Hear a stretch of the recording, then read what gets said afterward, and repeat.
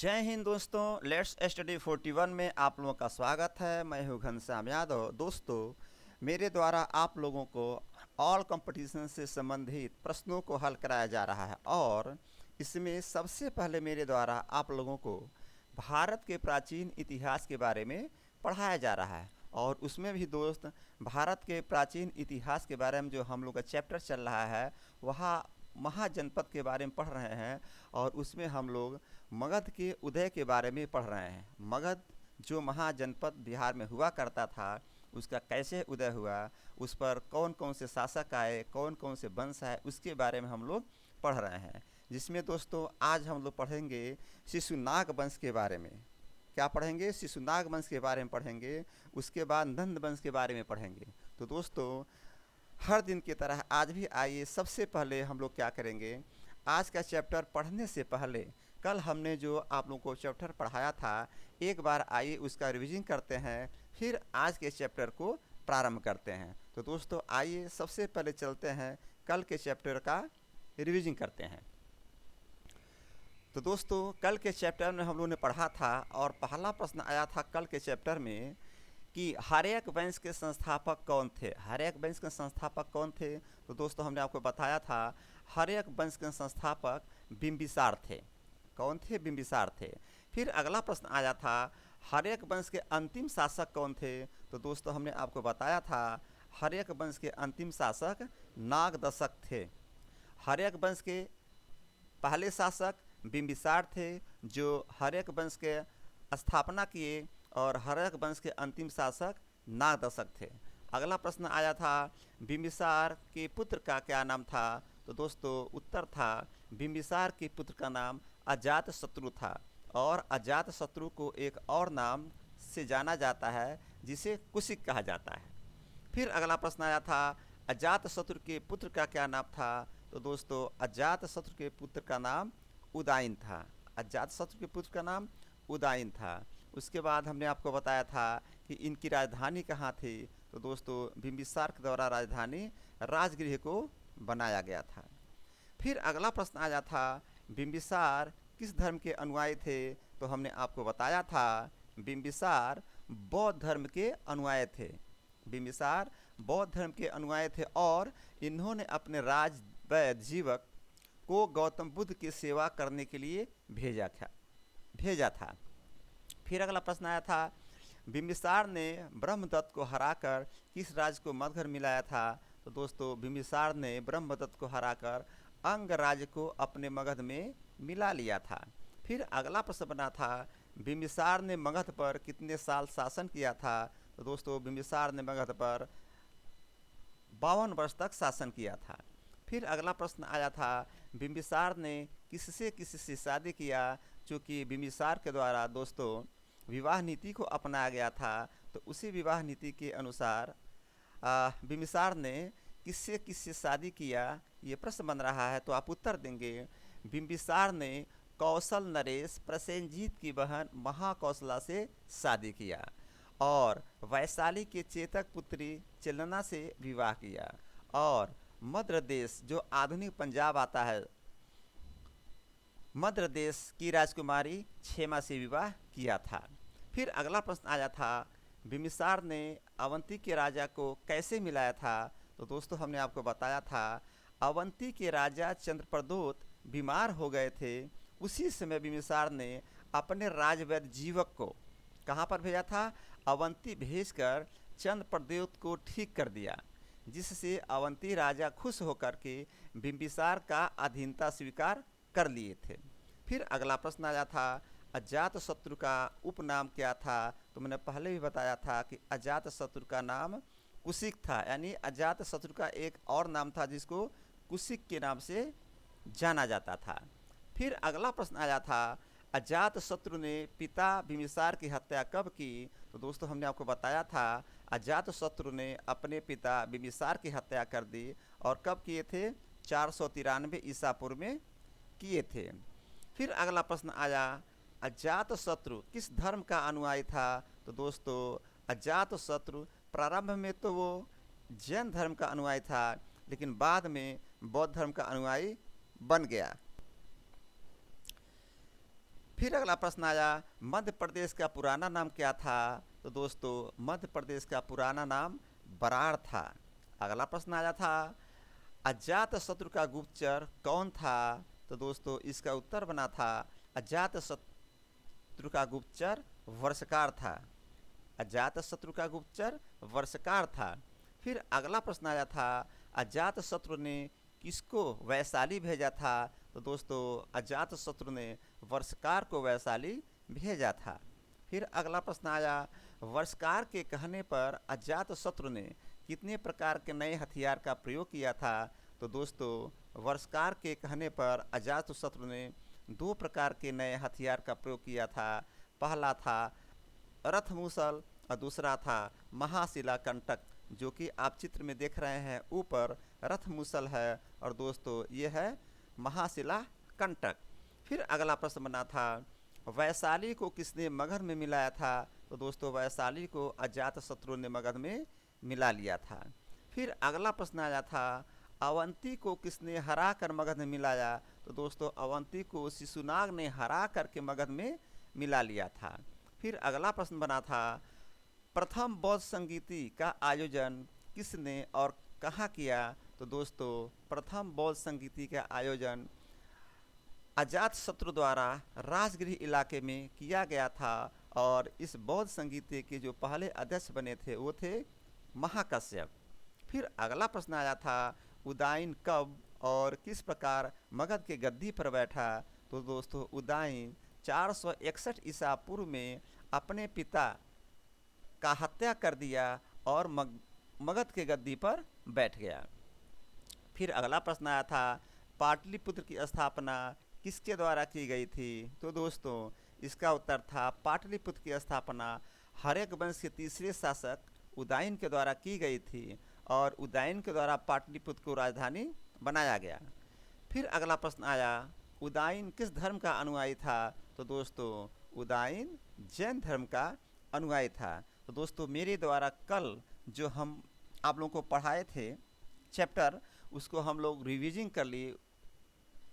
तो दोस्तों अब आइए अब आज के चैप्टर को पढ़ते हैं और देखते हैं कि आज के चैप्टर में आप लोगों को क्या क्या पढ़ना है और उसकी जानकारी लेनी है। तो दोस्तों आइए अब आज के चैप्टर को पढ़ना प्रारंभ करते हैं। तो दोस्तों आज के चैप्टर में हम लोग को पढ़ना है शिशुनाग वंश के बारे में और नंद वंश के बारे में। तो दोस्तों मैं चाहूँगा कि सबसे पहले हम आप लोगों को शिशुनाग वंश और नंद वंश के बारे में पढ़ाएं। उससे पहले आइए एक कहानी के रूप में पहले समझते हैं कि शिशुनाग वंश में क्या क्या हुआ, फिर नंद वंश में क्या क्या हुआ, ताकि जब हम आप लोगों को चैप्टर पढ़ाना स्टार्ट करें तो आप लोगों को पढ़ने में आसानी हो जाए, यानी समझने में आसानी हो जाए। चूँकि जब मेरे द्वारा आप लोगों को इसको कहानी के रूप में बता दिया जाएगा तो फिर जब हम आप लोगों को चैप्टर पढ़ाएंगे तो उसको आप लोगों को समझने में आसानी हो जाएगी। तो दोस्तों आइए सबसे पहले समझते हैं शिशुनाग वंश और नंद वंश को एक कहानी के रूप में।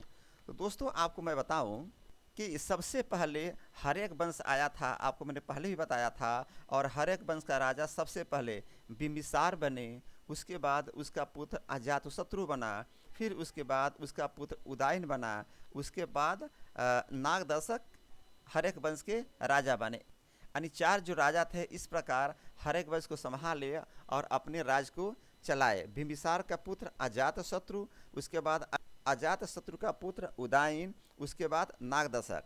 ध्यान देंगे, फिर अजातशत्रु बिंबिसार यानी अपने पिता का हत्या करके गद्दी पर बैठा था। उसके बाद चौथे शासक थे वो नागदशक थे और आज हम नागदशक के बारे में पढ़ेंगे, उसके बाद शिशुनाग वंश के बारे में पढ़ेंगे। तो दोस्तों समझिए कि नागदशक के मंत्री हुआ करते थे, उनका नाम था शिशुनाग। नागदशक के मंत्री का क्या नाम था? शिशुनाग। और नागदशक के मंत्री जो थे उसको आमत भी कहा जाता था, यानी कि मंत्री को आमत कहा जाता था। तो नागदशक के मंत्री शिशुनाग थे और शिशुनाग ने क्या किया? नागदशक की हत्या कर दिया। ध्यान दीजिएगा, शिशुनाग कौन थे? नागदशक के मंत्री थे। और फिर पीछे आइए, नागदशक की हत्या उसके मंत्री शिशुनाग के द्वारा किया जा रहा है और अजातशत्रु की हत्या उसके पुत्र उदयन के द्वारा किया जा रहा है और बिंबिसार की हत्या उसके पुत्र अजातशत्रु के द्वारा किया जा रहा है। और मैंने आपको बताया था कि इसमें उदयन के द्वारा अपने पिता अजातशत्रु की हत्या कर दी गई थी और अजातशत्रु के द्वारा अपने पिता बिंबिसार की हत्या कर दी गई थी और लोग इस तरह से राजगद्दी पर बैठे थे, इसीलिए इसको पितृहंता वंश भी कहा जाता है। और फिर आइए नाग दशक पर। नाग दशक के मंत्री यानी अमात्य शिशुनाग थे और शिशुनाग ने क्या किया, शिशुनाग ने नाग दशक की हत्या कर दी और मगध पर नाग वंश की स्थापना कर दिया। क्या किया, शिशुनाग ने नाग दशक की हत्या करके मगध पर नाग वंश की स्थापना कर देते हैं और शिशुनाग द्वारा दोस्तों अवंती को मगध में मिला लिया जाता है। जब शिशुनाग मगध की गद्दी पर बैठते हैं तो शिशुनाग द्वारा अवंती को मगध में मिला लिया जाता है और इनके द्वारा वैशाली को राजधानी बनाया गया। किसको राजधानी बनाया गया, शिशुनाग के द्वारा, यानी शिशुनाग के द्वारा वैशाली को राजधानी बना लिया गया। और दोस्तों एक पिक्चर के माध्यम से थोड़ा सा मैं समझाऊं कि ये है भारत का नक्शा, ये है भारत का नक्शा। अब समझिएगा, यहाँ पर बज्जी था, मैंने पहले ही बताया था आप लोगों को, बज्जी, उसके नीचे वैशाली, और यहाँ पर मगध था। यहाँ पर क्या था, मगध था, ये मगध था और यहाँ पर अंग, यहाँ पर क्या था, अंग था। अब आगे समझिए, शिशुनाग द्वारा दोस्तों बंगाल से लेकर मालवा तक अधिकार कर लिया गया। यानी शिशुनाग ने क्या किया, इस बंगाल से लेकर के आगे अपने साम्राज्य को बढ़ा लिए, मालवा तक चले गए। क्या किए, मालवा तक चले गए। शिशुनाग के द्वारा बंगाल से लेकर के मालवा तक क्या किया गया, साम्राज्य बढ़ा लिया गया। इसके बाद आते हैं कालाशोक। इसके बाद कौन आते हैं, कालाशोक। फिर कालाशोक आए तो कालाशोक क्या किए, पाटलिपुत्र को अपनी राजधानी बनाए। क्या किए, पाटलिपुत्र को अपनी राजधानी बनाए। ध्यान देंगे, शिशुनाग के द्वारा अवंती को मगध में मिलाया जाना, यानी कि शिशुनाग द्वारा अवंती को मगध में मिला लिया गया और वैशाली को राजधानी बनाया गया। लेकिन इसके बाद जब कालाशोक आते हैं, कालाशोक शासन करने आते हैं, तो क्या करते हैं, ये वैशाली से फिर क्या करते हैं, पाटलिपुत्र को अपनी राजधानी बना देते हैं। और कालाशोक के द्वारा दोस्तों द्वितीय वध संगीति कराई जाती है, जो कि वैशाली में कराई जाती है। देखिए राजधानी कहाँ बना रहे हैं कालाशोक, पाटलिपुत्र में बना रहे हैं, लेकिन जब द्वितीय वध संगीति करा रहे हैं तो वैशाली में कराते हैं। और जब द्वितीय वध संगीति वैशाली में कराते हैं तो उस समय के अध्यक्ष किसको बनाया जाता है, सावाकामी को बनाया जाता है। द्वितीय वध संगीति के अध्यक्ष कौन बने, सावाकामी बने। और उसके बाद दोस्तों नाग वंश का अंतिम शासक नंदीवर्धन होते हैं और नंदीवर्धन की हत्या हो गई।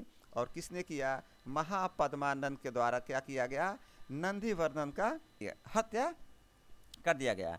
और दोस्तों एक बात और बताऊं, कालाशोक सबसे प्रतापी राजा शिशुनाग वंश के कालाशोक थे, यानी सबसे प्रतापी शासक कालाशोक थे शिशुनाग वंश के। उसके बाद दोस्तों आता है नंद वंश। नंद वंश में क्या होता है कि नंद वंश के संस्थापक महापद्मानंद होते हैं। मैंने आपको अभी बताया कि नागवंश का अंतिम शासक नंदीवर्धन थे और नंदीवर्धन की हत्या हो जाती है। और किसने किया, महापद्मानंद के द्वारा नंदीवर्धन की हत्या कर दी जाती है। उसके बाद नंद वंश की स्थापना होता है और नंद वंश के संस्थापक महापद्मानंद होते हैं। और महापद्मानंद दोस्तों एक शूद्र जात के थे और कुछ लोग उनको नाई भी कहा करते थे। तो महापद्मानंद इस तरह से नंद वंश की स्थापना करते हैं। और महापद्मानंद को 3 नामों से जाना जाता है। किस नाम से, 3 नामों से जाना जाता है। पहला उग्रसेन, दूसरा एकराट और तीसरा एकछत्र। महापद्मानंद को 3 नामों से जाना जाता है। पहला उग्रसेन, दूसरा एकराट और तीसरा एकछत्र। बौद्ध साहित्य में पाया जाता है कि इनको उग्रसेन नाम से जाना जाता है, और जो कि बौद्ध साहित्य पाली भाषा में लिखी गई थी। और पुराणों में इनका नाम एकराट और एकछत्र, पुराणों से पता चलता है कि एकराट और एकछत्र जो नाम था ये इनका पुराणों से पता चलता है। यानी कि इनका एक नाम एकराट भी था और एक नाम एकछत्र था। कहाँ से पता चलता, तो दोस्तों पुराणों से पता चला कि इनका नाम एकराट और एकछत्र भी हुआ करता था। इस तरह से महापद्मानंद का 3 नाम उग्रसेन, एकराट और एकछत्र था। और दोस्तों महापद्मानंद के द्वारा सबसे पहले केंद्रीय शासन की व्यवस्था की गई। हम कह सकते हैं कि आज हमारे भारत देश में केंद्रीय शासन है, लेकिन ऐसे तो हमारे यहाँ संघात्मक व्यवस्था है, लेकिन सबसे अधिक पावर केंद्र शासन को दिया जाता है। जैसे मान लीजिए अगर कोई स्टेट चाहता है कि वो अलग होकर अपना देश अलग बना ले, तो ऐसा नहीं हो सकता है। अगर कोई मान लीजिए कि स्टेट राज्य चाहता है कि मैं अपना देश अलग बना लूँ, तो वहाँ पर क्या होगा, केंद्र शासन हस्तक्षेप कर देगा, वहाँ पर राष्ट्रपति शासन लागू कर देगा और उस स्टेट की सरकार को रद्द कर देता है। तो कह सकते हैं कि केंद्रीय शासन हमारे वहाँ है और सबसे मजबूत है, लेकिन केंद्रीय शासन पूरी तरह से नहीं है, यहाँ पर संघात्मक व्यवस्था है। लेकिन केंद्रीय शासन की व्यवस्था किसने किया था? महापद्मानंद के द्वारा अपने वहाँ केंद्रीय शासन की व्यवस्था की गई थी और विशाल सेना तैयार किया। किसने? महापद्मानंद ने। और कलिंग को जीत लिया था, यानी कि उड़ीसा को जीत लिया था। महापद्मानंद के द्वारा केंद्रीय शासन की व्यवस्था की जा रही है और बहुत बड़े विशाल की सेना की व्यवस्था की गई और कलिंग को जीत लिया गया, यानी कि उड़ीसा को जीत लिया गया। और कलिंग को जीत करके एकराट की उपाधि धारण की है। हमने आपको बताया ना कि एकराट इनका दूसरा नाम था। तो एकराट का नाम कैसे उनको मिला, उपाधि कैसे मिली? कलिंग को जीत करके एकराट की उपाधि धारण किया। किसने? महापद्मानंद ने। उसके बाद दोस्तों छत्री का हत्या करके सर्वछत्रांतक की उपाधि किसने धारण किया? महापद्मानंद। महापद्मानंद थोड़ा सा क्षत्रिय से जलते थे, ऐसे कहते हैं कि उनसे ईर्ष्या करते थे, तो क्षत्रियों की बहुत हत्या कराए। क्या करते थे ये? अपने सेना में सबसे पहले क्या करते थे, क्षत्रियों को रखते थे और सेना में भेजते थे, आगे खड़ा करते थे। उनका होता ही है कि जो लोग आगे सेना में खड़े होते हैं सबसे अधिक वही मरते हैं। इस प्रकार क्षत्रिय की हत्या करा करके सर्वछत्रांतक की उपाधि धारण किए महापद्मानंद ने। उसके बाद दोस्तों महापद्मानंद का पुत्र घनानंद आता है। कौन आता है? घनानंद आता है। और घनानंद बहुत ही क्रूर, बहुत ही क्रूर, बहुत ही निरंकुश शासक था और उसने भी विशाल सेना का गठन किया और कलिंग में नहर का निर्माण करवाया था। घनानंद के द्वारा भी और विशाल सेना निर्माण किया गया, यानी उसको बढ़ाया गया, चूँकि ये बहुत क्रूर और निरंकुश शासक था। और जब क्रूर और निरंकुश शासक कोई बनता है तो विशाल सेना होना जरूरी होता है। और घनानंद के द्वारा कलिंग में नहर का निर्माण करवाया गया था। और उसके बाद दोस्त सिकंदर ने आक्रमण कर दिया। किसके टाइम में? घनानंद के टाइम के द्वारा सिकंदर का आक्रमण होता है 323 ईसा पूर्व में। और दोस्तों इसी समय क्या होता है कि चाणक्य घनानंद के दरबार में आते हैं कुछ जानकारी देने के लिए, लेकिन घनानंद कहता है कि भैया मेरे पास इतनी ताकत है, इतनी सेना है, ये सिकंदर आके मेरे पास क्या करेगा? और चाणक्य को घनानंद के द्वारा बेइज्जत करके, उसके चोटी को नोच करके, कह सकते हैं खोल करके बेइज्जत करके वहाँ से खदेड़ दिया जाता है। और चाणक्य वहीं प्रतिज्ञा लेते हैं, कह सकते हैं इसको प्रतिज्ञा लेते हैं कि जिस तरह से घनानंद हमको यहाँ से दरबार से खदेड़ा है बेइज्जत करके, जब तक मैं घनानंद को बर्बाद नहीं कर दूंगा, मैं चैन से नहीं बैठूंगा। उसके बाद दोस्तों क्या होता है कि चाणक्य के द्वारा चंद्रगुप्त मौर्य को कहते हैं कि शिक्षा दीक्षा दे करके, यानी कि आगे बढ़ा करके एक समय ऐसा आता है कि घनानंद को हरा करके चंद्रगुप्त मौर्य को वहाँ का राजा बनाते हैं। तो इस प्रकार दोस्तों हर्यक वंश के जो शिशुनाग वंश है और नंद वंश की कहानी थोड़ी सी हमने आपको बता दिया। और आइए अब हम लोग इस चैप्टर को पढ़ते हैं। इस चैप्टर को पढ़ने के बाद आप लोगों को ये आसानी से समझ में आ जाएगा कि हमने क्या आप लोगों को कहानी में बताया था। तो दोस्तों आइए अब हम लोग इस चैप्टर को पढ़ना प्रारंभ करते हैं। तो दोस्तों आज के चैप्टर में सबसे पहले प्रश्न बता रहा है शिशुनाग वंश में कि नागदशक के सेनापति का क्या नाम था। नागदशक के सेनापति का क्या नाम था? तो हमने अभी आपको बताया था नागदशक के सेनापति का नाम शिशुनाग था। क्या था? शिशुनाग था। नागदशक के सेनापति का नाम शिशुनाग था और शिशुनाग ने क्या किया था? नागदशक की हत्या करके शिशुनाग वंश की स्थापना कर दिया था। फिर अगला प्रश्न आ जाता कि नागदशक की हत्या किसने किया? तो दोस्तों नागदशक की हत्या उसके सेनापति शिशुनाग ने कर दिया था। ध्यान दीजिएगा, यहाँ दो प्रश्न बना।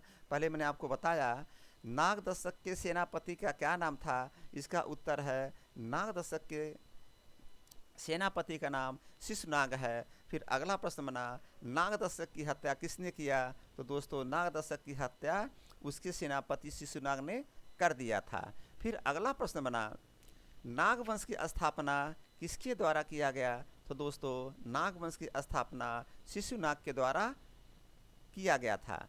अब समझिए, नागदशक के सेनापति का नाम शिशुनाग था और नागदशक की हत्या कौन कर रहा है? शिशुनाग कर रहा है। यानी नागदशक की हत्या उसका सेनापति शिशुनाग कर रहा है। और जब नागदशक की हत्या हो जाती है तो शिशुनाग ने क्या किया? नागवंश की स्थापना, यहाँ पर प्रश्न बन रहा है कि नागवंश की स्थापना किसने किया? तो दोस्तों नागवंश की स्थापना शिशुनाग ने किया। कैसे किया? नागदशक की हत्या करके। फिर अगला प्रश्न बना, शिशुनाग के दो महत्वपूर्ण काम कौन कौन से हैं? तो दोस्तों इसका उत्तर है शिशुनाग के दो महत्वपूर्ण काम में अवंती को मगध में मिलाया जाना और वैशाली को मगध की राजधानी बनाया जाना। यानी शिशुनाग ने दो महत्वपूर्ण काम किया था। क्या किया? अवंती को मगध में मिला लिया और वैशाली को मगध की राजधानी बनाया। शिशुनाग के दो महत्वपूर्ण काम कौन कौन से प्रश्न आएगा तो आप उत्तर देंगे शिशुनाग के दो महत्वपूर्ण काम में अवंती को मगध में मिलाया जाना है और दोस्तों वैशाली को मगध की राजधानी बनाया जाना है। फिर अगला प्रश्न बना, कालाशोक ने किसको राजधानी बनाया? तो दोस्तों कालाशोक ने पाटलिपुत्र को पुनः राजधानी बना दिया। ध्यान दीजिएगा, शिशुनाग के द्वारा वैशाली को राजधानी बनाया जा रहा है, लेकिन कालाशोक आए तो क्या कर रहे हैं? वैशाली को राजधानी नहीं बना करके कहाँ बना दिए? फिर पाटलिपुत्र को राजधानी बना दिए। तो प्रश्न आ रहा है कि कालाशोक ने किसको राजधानी बनाया? तो आप उत्तर देंगे कालाशोक ने पाटलिपुत्र को राजधानी बना दिया। फिर अगला प्रश्न आया, द्वितीय बौद्ध संगीति के आयोजन किसके द्वारा किया गया? तो दोस्तों हमने अभी आपको कहानी के रूप में बताया था कि द्वितीय बौद्ध संगीति का आयोजन कालाशोक के द्वारा किया गया और कहाँ किया जा रहा है? वैशाली में किया जा रहा है। ध्यान दीजिएगा, द्वितीय बौद्ध संगीति का आयोजन कालाशोक करा रहे हैं और वैशाली में करा रहे हैं, लेकिन राजधानी कहाँ बनाए? कालाशोक ने पाटलिपुत्र को बनाए, लेकिन पाटलिपुत्र में द्वितीय बौद्ध संगीति नहीं करा करके कहाँ करा रहे हैं? ये वैशाली में करा रहे हैं और इसके अध्यक्ष सावाकामी थे। किसके अध्यक्ष? द्वितीय बौद्ध संगीति के अध्यक्ष सावाकामी थे। तो प्रश्न आएगा द्वितीय बौद्ध संगीति का आयोजन किसने कराया? तो आप उत्तर देंगे द्वितीय बौद्ध संगीति का आयोजन कालाशोक के द्वारा कराया जा रहा है। और कहाँ पे कराया जा रहा है? तो दोस्तों वैशाली में कराया जा रहा है। और द्वितीय बौद्ध संगीति के अध्यक्ष कौन बने? तो दोस्तों द्वितीय बौद्ध संगीति के अध्यक्ष सावाकामी बने थे। फिर अगला प्रश्न आया, शिशुनाग वंश का अंतिम शासक कौन था? तो दोस्तों शिशुनाग वंश का अंतिम शासक नंदी वर्मन था। कौन था? नंदी वर्मन। शिशुनाग वंश का अंतिम शासक कौन था? तो दोस्तों शिशुनाग वंश का अंतिम शासक नंदी वर्मन था। और नंदी वर्मन की हत्या किसने किया? तो हमने आपको बताया था कि नंदी वर्मन की हत्या महापद्मानंद के द्वारा कर दिया गया था। शिशुनाग वंश का अंतिम शासक नंदी वर्मन था। और दोस्तों नंदी वर्मन की हत्या किसके द्वारा किया जा रहा है? तो नंदी वर्मन की हत्या महापद्मानंद के द्वारा कर दिया गया। तो इस तरह से हम लोग ने अभी शिशुनाग वंश के बारे में पढ़ा। आइए दोस्तों अब देखते हैं नंद वंश के बारे में कि नंद वंश में हम लोगों को क्या पढ़ना है। तो दोस्तों नंद वंश में सबसे पहला प्रश्न बन रहा है कि नंद वंश के संस्थापक कौन थे? तो दोस्तों उत्तर देंगे नंद वंश के संस्थापक महापद्मानंद थे और इस जाति के शूद्र थे। कोई कोई इनको नाई भी कहता है कि महापद्मानंद नाई थे। तो दोस्तों पहला प्रश्न बना नंद वंश में कि नंद वंश के संस्थापक कौन थे? तो दोस्तों उत्तर देंगे नंद वंश के संस्थापक महापद्मानंद थे। नंद वंश के संस्थापक महापद्मानंद थे। फिर अगला प्रश्न बना महापद्मानंद ने क्षत्रिय राजाओं को जीतकर किस चीज़ की उपाधि धारण की थी?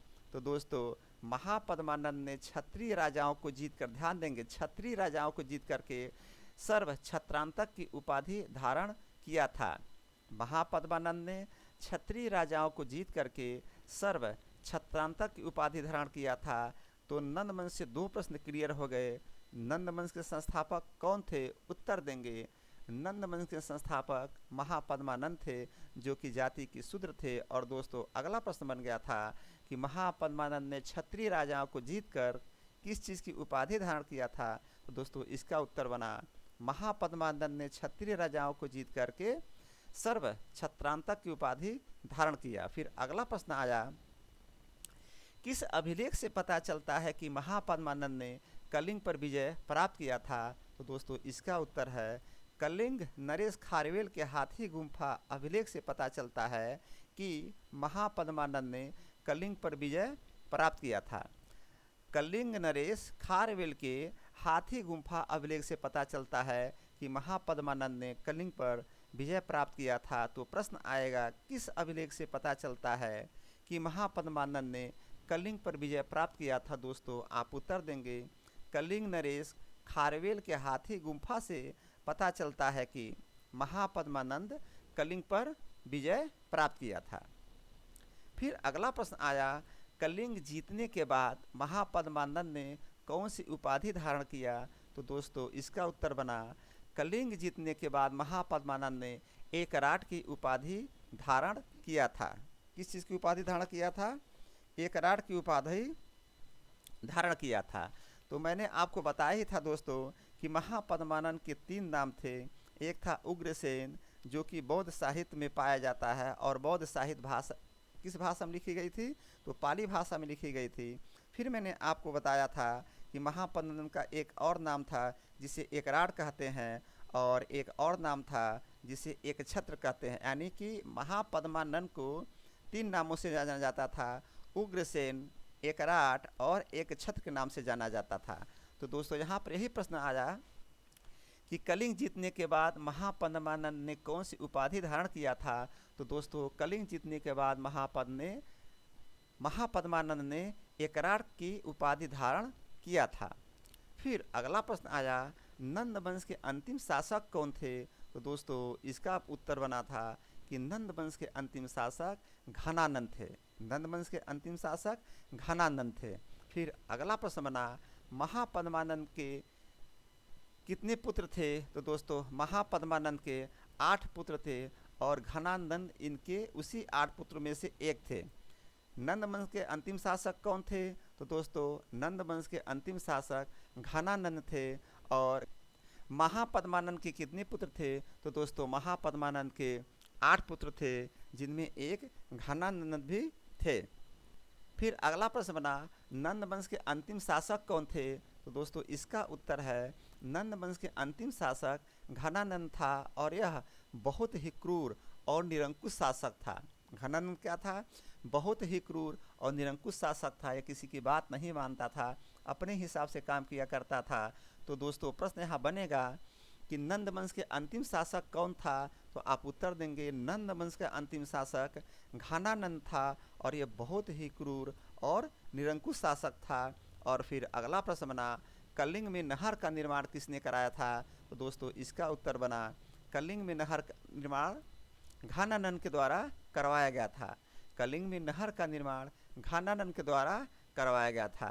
नंद वंश के अंतिम शासक कौन? तो दोस्तों उत्तर देंगे नंद वंश के अंतिम शासक घनानंद था, और यह बहुत ही क्रूर और निरंकुश शासन था। फिर अगला बना प्रश्न कि कलिंग में नहर का निर्माण कौन कराया? तो दोस्तों कलिंग में नहर का निर्माण घनानंद के द्वारा करवाया गया था।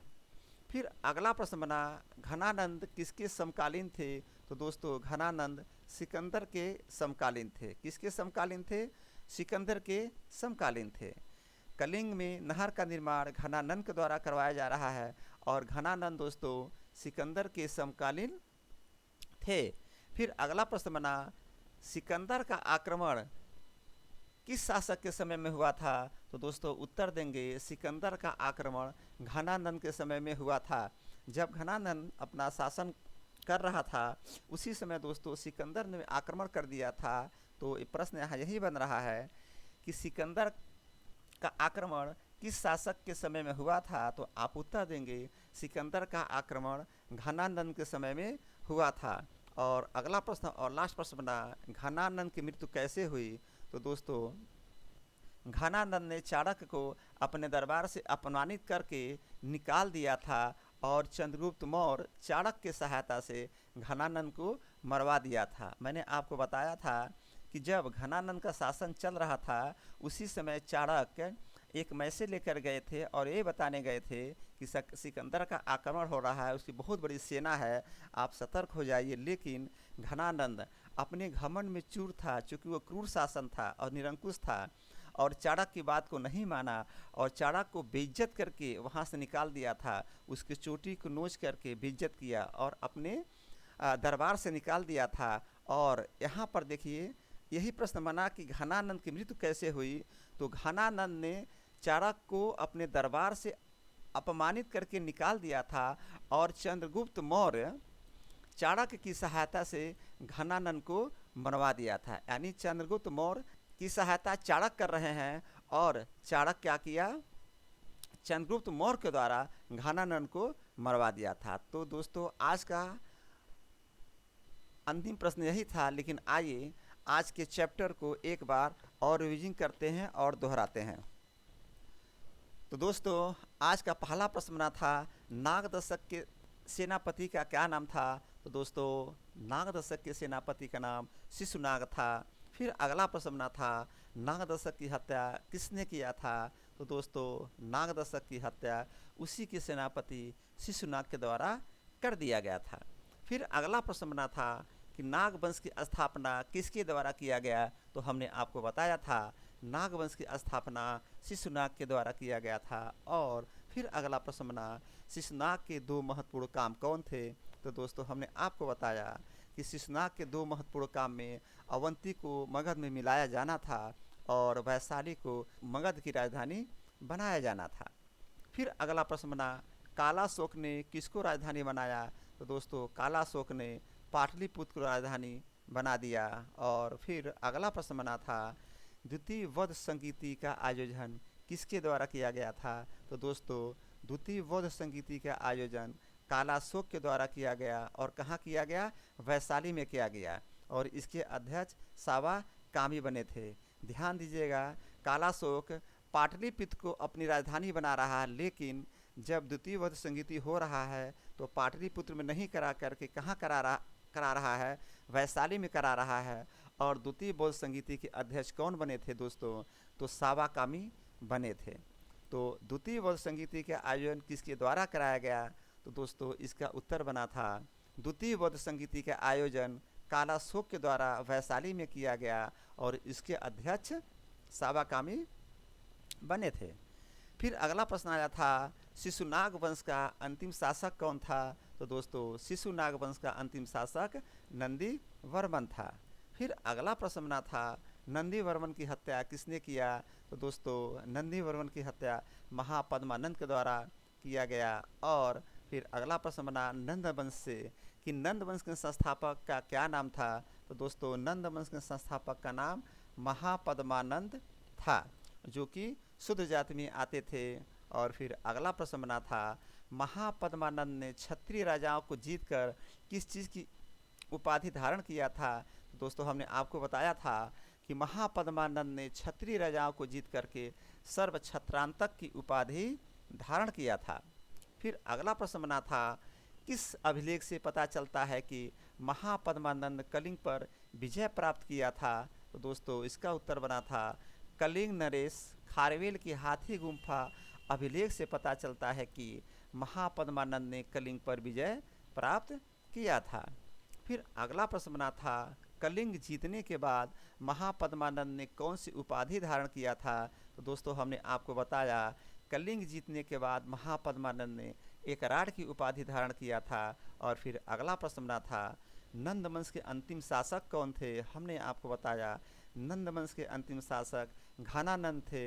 और दोस्तों फिर अगला प्रश्न बना महापद्मानंद के कितने पुत्र थे। तो दोस्तों महापद्मानंद के 8 पुत्र थे, उसी में से एक पुत्र घनानंद था। फिर अगला प्रश्न बना नंद वंश के अंतिम शासक कौन थे। तो दोस्तों नंद वंश के अंतिम शासक घनानंद था और यह एक बहुत ही क्रूर और निरंकुश शासक था। और दोस्तों कलिंग में नहर का निर्माण किसने कराया, ये प्रश्न बना था अगला। फिर हमने आपको बताया था कलिंग में नहर का निर्माण घनानंद के द्वारा कराया गया था। फिर अगला प्रश्न बना, घनानंद किसके समकालीन थे? तो दोस्तों हमने आपको बताया घनानंद सिकंदर के समकालीन थे। और फिर अगला प्रश्न बना था, सिकंदर का आक्रमण किस शासक के समय में हुआ था? फिर हमने आपको बताया था सिकंदर का आक्रमण घनानंद के समय में हुआ था। फिर अगला और अंतिम प्रश्न बना था, घनानंद की मृत्यु कैसे हुई? तो दोस्तों मैंने बताया था कहानी घनानंद के बारे में कि चाणक्य की सहायता से किस तरह चंद्रगुप्त मौर्य ने घनानंद का हत्या किया। तो दोस्तों इसका उत्तर बना कि घनानंद ने चाणक्य को अपने दरबार से अपमानित कर करके निकाल दिया था और चंद्रगुप्त मौर्य चाणक्य के सहायता से घनानंद को मरवा दिया था। तो दोस्तों इस तरह आज हमने आप लोगों को बताया कि नागदशक के सेनापति का नाम शिशुनाग था और नागदशक की हत्या उसके सेनापति शिशुनाग के द्वारा करवा दिया गया था और नाग वंश की स्थापना शिशुनाग ने किया था। और दोस्तों शिशुनाग के दो महत्वपूर्ण काम में अवंती को मगध में मिलाया जाना और वैशाली को मगध की राजधानी बनाया जाना था। फिर कालाशोक ने पाटलिपुत्र को पुनः अपनी राजधानी बनाया जा रहा है। और दोस्तों द्वितीय वध संगीति का आयोजन कालाशोक के द्वारा किया जा रहा है, वो भी वैशाली में। और द्वितीय वध संगीति का जो अध्यक्ष बने थे वो कौन थे? साबा कामी बने थे। फिर हमने आपको बताया था शिशुनाग वंश का अंतिम शासक नंदीवर्मन था और दोस्तों नंदीवर्मन की हत्या महापद्मानंद के द्वारा कर दिया गया था। फिर नंद वंश के संस्थापक महापद्मानंद होते हैं जो शूद्र जाति से थे। और दोस्तों महापद्मानंद ने क्षत्रिय राजाओं को जीतकर सर्व छत्रांतक की उपाधि धारण किया था। फिर अगली बात हमने आपको बताया कि कलिंग नरेश खारवेल के हाथी गुम्फा अभिलेख से पता चला था कि महापद्मानंद ने कलिंग पर विजय प्राप्त कर लिया। और दोस्तों कलिंग जीतने के बाद महापद्मानंद एक राड की उपाधि धारण किया था और नंद वंश के अंतिम शासक घनानंद थे। और दोस्तों महापद्मानंद के 8 पुत्र थे जिसमें घनानंद भी एक पुत्र था, 8 पुत्रों में। फिर हमने आपको बताया था नंद वंश के अंतिम शासक घनानंद था और यह बहुत ही क्रूर और निरंकुश शासक था। और कलिंग में नहर का निर्माण किसने करवाया था? तो दोस्तों घनानंद के द्वारा ही कलिंग में नहर का निर्माण करवाया गया था। फिर मैं आपको बताया घनानंद सिकंदर के समकालीन था और सिकंदर का आक्रमण घनानंद के समय में ही किया गया। और दोस्तों अंत में हमने आपको बताया था कि घनानंद ने चाणक्य को अपने दरबार से अपमानित करके निकाल दिया था और इस प्रकार चंद्रगुप्त मौर्य चाणक्य की सहायता से घनानंद को क्या किया था? मरवा दिया था। तो दोस्तों इस प्रकार से आज का चैप्टर यहीं पर समाप्त होता है। तो मैं कहूँगा दोस्तों कि मन लगा के पढ़िए, दिल लगा के पढ़िए, फ्यूचर का बहुत अधिक चिंता मत करिए। आप अपने 100% दीजिए पढ़ाई में, याद करने में, आगे बढ़ने में। और अगर आप अपना 100% देते हैं तो कोई आपको कंपटीशन में सफलता पाने से नहीं रोक सकता है। तो दोस्तों आज का क्लास मैं यहीं समाप्त करता हूँ। जय हिंद, जय भारत।